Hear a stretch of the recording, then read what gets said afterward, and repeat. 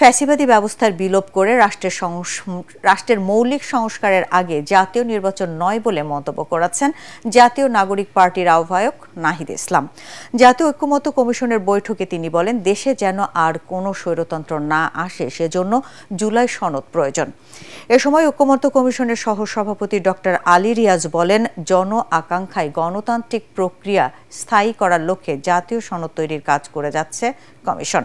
ঐক্যমত্য কমিশনের 166টি সুপারিশের মধ্যে 129টি প্রস্তাবে একমত হয়েছে এনসিপি।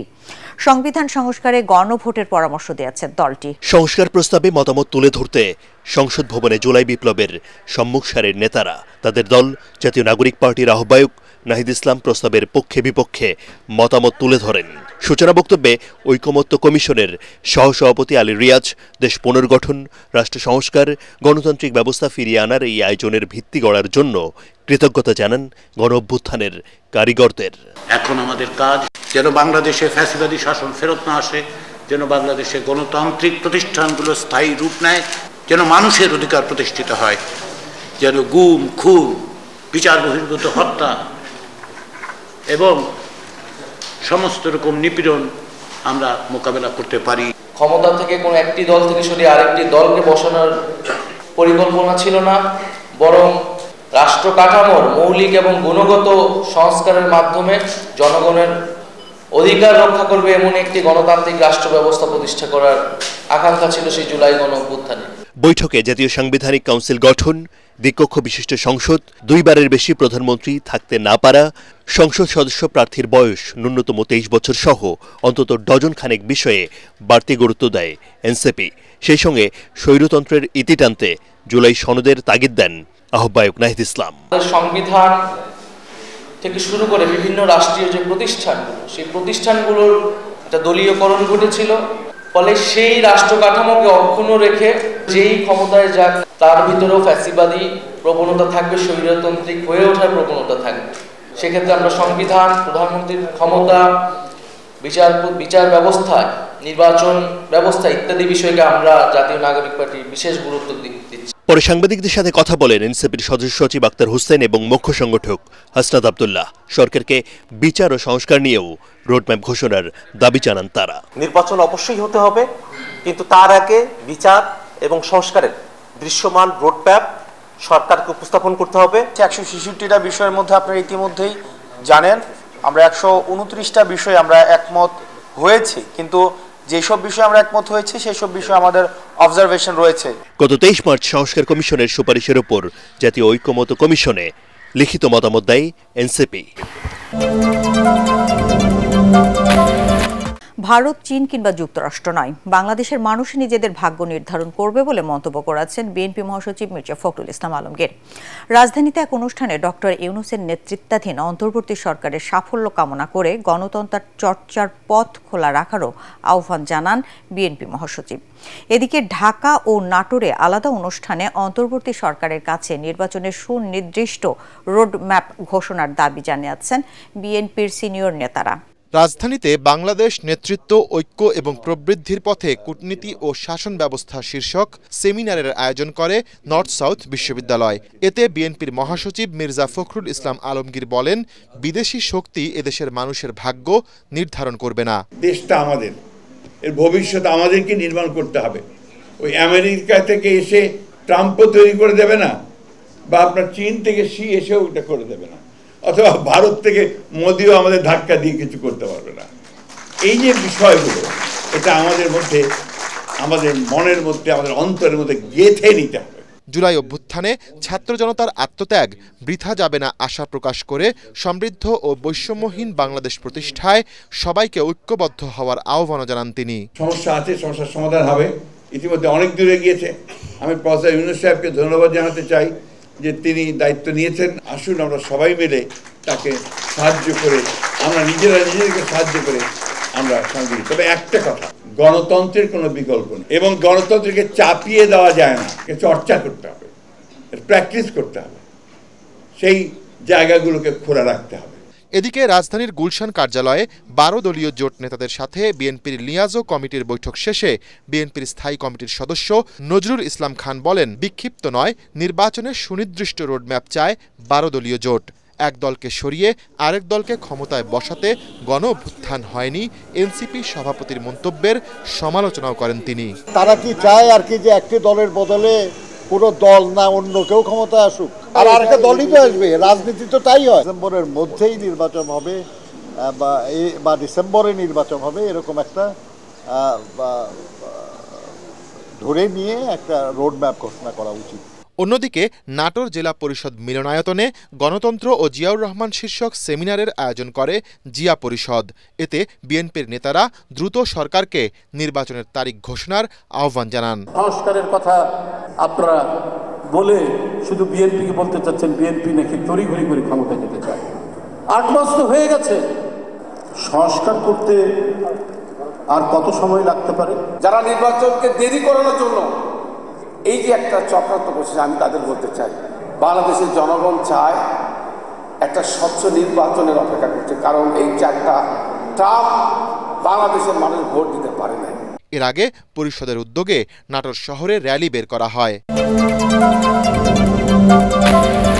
পতিত স্বৈরাচারের দৃশ্যমান বিচার এবং প্রয়োজনীয় সংস্কার ছাড়া বাংলাদেশে কোনো নির্বাচন জনগণ মেনে নেবে না বলে মন্তব্য করেছেন বাংলাদেশ জামায়াতে ইসলামের আমির ডাক্তার শফিকুর রহমান।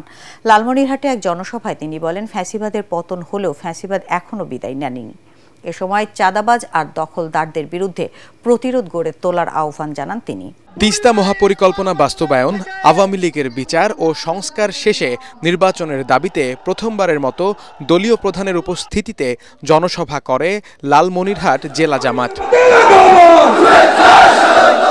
এ সময় ডাক্তার শফিকুর রহমান বলেন, খুনিদের বিচার ও প্রয়োজনীয় সংস্কার ছাড়া কোনো নির্বাচন মেনে নেবে না এদেশের জনগণ। চাঁদাবাজ ও দখলদারের বিরুদ্ধে ঐক্যবদ্ধ প্রতিরোধ গড়ে তোলার আহ্বানও জানান তিনি। যে কোনো নির্বাচনের আগে অবশ্যই 2টি কাজ সম্পন্ন করতে হবে। একটি হচ্ছে খুনিদের বিচার, এ বিচার দৃশ্যমান হতে হবে। আরেকটি হচ্ছে প্রয়োজনীয় সংস্কার। এই 2টা ছাড়া বাংলাদেশের জনগণ কোনো নির্বাচন মেনে নেবে না। অতি দ্রুত তিস্তা মহাপরিকল্পনা বাস্তবায়ন করার দাবি জানিয়ে জামাত আমির বলেন, এদেশের মানুষ আর আধিপত্যবাদ দেখতে চায় না। ইন্ডিয়া আমাদের প্রতিবেশী দেশ, তাদের সাথে আমরা সম্প্রীতি এবং পারস্পরিক শ্রদ্ধা ও সমতার ভিত্তিতে আমরা প্রতিবেশী হিসেবে এখানে বসবাস করতে চাই। আমরা ভালো থাকলে তারা ভালো থাকবেন, আমাদের ভালো কেড়ে নিলে তারাও ভালো থাকবেন কিনা তাদেরকে চিন্তা করতে হবে। জামাত ক্ষমতায় গেলে নারী ও ভিন্ন ধর্মাবলম্বীদের সর্বোচ্চ নিরাপত্তা নিশ্চিত করবে বলেও জানান ডাক্তার শফিকুর রহমান।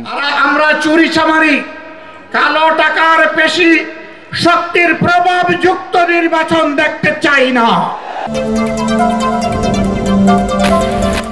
দেশ এক অনিশ্চিত ভবিষ্যৎ ও রক্তপাতের দিকে এগিয়ে যাচ্ছে বলে আশঙ্কা প্রকাশ করেছেন লিবারেল ডেমোক্রেটিক পার্টি এলডিপির সভাপতি অবসরপ্রাপ্ত কর্নেল অলি আহমেদ।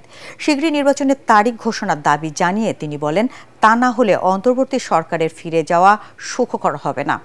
রাজধানীর ইঞ্জিনিয়ারিং ইনস্টিটিউটে এলডিপিতে যোগদান অনুষ্ঠানে তিনি একথা বলেন। অনুষ্ঠানে অবসরপ্রাপ্ত লেফটেন্যান্ট জেনারেল চৌধুরী হাসান সারোয়ার্দী, আমলা ও বিভিন্ন শ্রেণী পেশার 5 শতাধিক মানুষ এলডিপিতে যোগ দেন।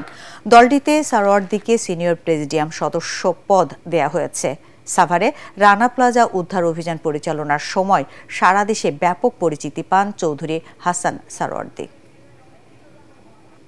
দেশ অনিশ্চিত ভবিষ্যৎ এবং রক্তপাতের দিকে এগুচ্ছে।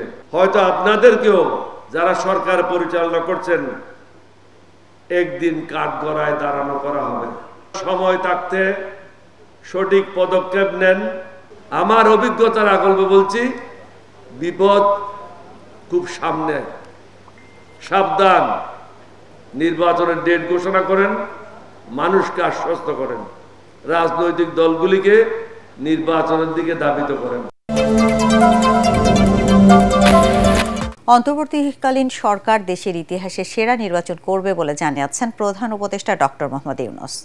Asian network for free election এর প্রতিনিধি দলের সাথে বৈঠকে এই কথা জানান তিনি। প্রধান উপদেষ্টা প্রতিনিধি দলকে আশ্বস্ত করে বলেন 2025 সালের ডিসেম্বর থেকে 2026 সালের জুনের মধ্যে একটি অবাধ ও সুষ্ঠু নির্বাচন আয়োজন করবে সরকার। স্বতন্ত্র নারী বিষয়ক কমিশন প্রতিষ্ঠা, স্থানীয় সরকার প্রতিষ্ঠানে 1/3 নারী প্রতিনিধিত্ব নিশ্চিত করা, সংসদীয় আসন 600 থেকে উন্নীত করে 300 আসনে সরাসরি নারী প্রার্থী নির্বাচন সহ 15টি বিষয়ে 433টি সংস্কার প্রস্তাব জমা দিয়েছে নারী বিষয়ক সংস্কার কমিশন। রাষ্ট্রীয় অতিথি ভবন যমুনায় প্রধান উপদেষ্টার কাছে প্রতিবেদন জমা দেন শিরিন হকের নেতৃত্বে কমিশনের সদস্যরা। এ সময় নারীর প্রতি বৈষম্য দূর করতে যেসব সুপারিশ এখনই বাস্তবায়নযোগ্য তা দ্রুত বাস্তবায়নের জন্য সংশ্লিষ্টদের নির্দেশ দেন প্রধান উপদেষ্টা ডক্টর মোহাম্মদ ইউনূস। সর্বস্তরে নারীর প্রতি বৈষম্য বিলুপ্তি এবং নারী পুরুষের সমতা অর্জনের লক্ষ্যে পদক্ষেপ নিশ্চিতকরণ প্রতিপাদ্য সামনে রেখে 15টি বিষয়ে 433টি সংস্কার প্রস্তাবনা জমা দিয়েছে নারী বিষয়ক সংস্কার কমিশন। রাষ্ট্রীয় অতিথি ভবন যমুনায় প্রধান উপদেষ্টা অধ্যাপক মোহাম্মদ ইউনূসের কাছে প্রতিবেদন জমা দেন কমিশনের সদস্যরা। এ সময় নারীর প্রতি বৈষম্য দূর করতে যেসব সুপারিশ এখনই বাস্তবায়ন করা সম্ভব সে বিষয়ে পদক্ষেপ নেয়ার নির্দেশনা দেন প্রধান উপদেষ্টা। পরে ফরেন সার্ভিস একাডেমিতে সংবাদ সম্মেলনে কমিশন প্রধান জানান, পারিবারিক, সামাজিক ও রাজনৈতিক ক্ষেত্রে নারীর অধিকার আদায় ও সমতা সৃষ্টিতে আশু, মধ্যমেয়াদী এবং দীর্ঘমেয়াদী এই 3 ধাপে সুপারিশ করা হয়েছে। নারী বান্ধব সেবা প্রতিষ্ঠান চাই, সেটা হোক থানা, হোক হাসপাতাল বা হোক আদালত। আমরা দেখতে চাই এগুলো সবই নারী বান্ধব হবে, নারীরা যেন নির্ভয়ে এসব প্রতিষ্ঠানের কাছে সেবা চাইতে পারে। নারী বিষয়ক কমিশন প্রতিষ্ঠা, স্থানীয় সরকার ও জাতীয় সংসদে নারীর প্রতিনিধিত্ব বাড়ানো সহ নারী অধিকার প্রতিষ্ঠার প্রস্তাবনা দিয়েছে কমিশন। এই সব সুপারিশ এই সরকারের মেয়াদে বাস্তবায়ন শুরু হবে বলে প্রত্যাশা তাদের। পারিবারিক আইনের যে বৈষম্যগুলো রয়েছে সেটা দূর করা খুব জরুরি এবং এই বৈষম্যগুলো বিলুপ্ত হওয়া প্রয়োজন। গৃহকর্মী যারা আছে তাদেরকে যাতে শ্রমিক হিসেবে স্বীকৃতি দেয় এবং যৌনজীবী যারা আছে যৌনকর্মী তাদেরকে যাতে শ্রমিক হিসেবে স্বীকৃতি দেয়। শাসন ব্যবস্থা আছে সেটাকে আমাদের সম্মান দিয়ে এটাকেও অন্তর্ভুক্ত করা উচিত স্থানীয় সরকার কাঠামোর মধ্যে এবং এখানে নারীর প্রতিনিধিত্ব নিশ্চিত করা উচিত। গত 18 নভেম্বর মন্ত্রিপরিষদ বিভাগ 10 সদস্যের নারী বিষয়ক সংস্কার কমিশন গঠন করে। সংস্কারের নামে নির্বাচনকে বিলম্বিত করার চেষ্টা করছে অন্তর্বর্তী সরকার, যার ফলাফল ভালো হবে না বলে মন্তব্য করেছেন জাতীয় পার্টির চেয়ারম্যান জিএম কাদের। বনানীতে তার দলীয় কার্যালয়ে আয়োজিত বর্ধিত সভায় দেয়া বক্তৃতায় তিনি এসব কথা বলেন। জিএম কাদের বলেন, সব দলের অংশগ্রহণে দ্রুত নির্বাচন দেওয়ার কোনো বিকল্প নেই। নির্বাচনের মাধ্যমে জনগণের সরকার আসলে দেশের স্বাভাবিক পরিস্থিতি ফিরে আসবে বলেও মনে করেন জিএম কাদের। জাতীয় পার্টি সুবিধাভোগী বা লোভী এমন অপপ্রচার চালানো হচ্ছে উল্লেখ করে দলের নেতাকর্মীদের সজাগ থাকার আহ্বান জানান দলটির চেয়ারম্যান। আমরা নির্বাচন চাই যত তাড়াতাড়ি সম্ভব। ডিসেম্বর বলা হয়েছে, ডিসেম্বরের হলেও আমাদের কোনো আপত্তি নেই, আগে হলেও আপত্তি নেই, কিন্তু আমাদের দরকার তার আগে এই কতগুলি বিষয়ে আমাদের মীমাংসাও দরকার।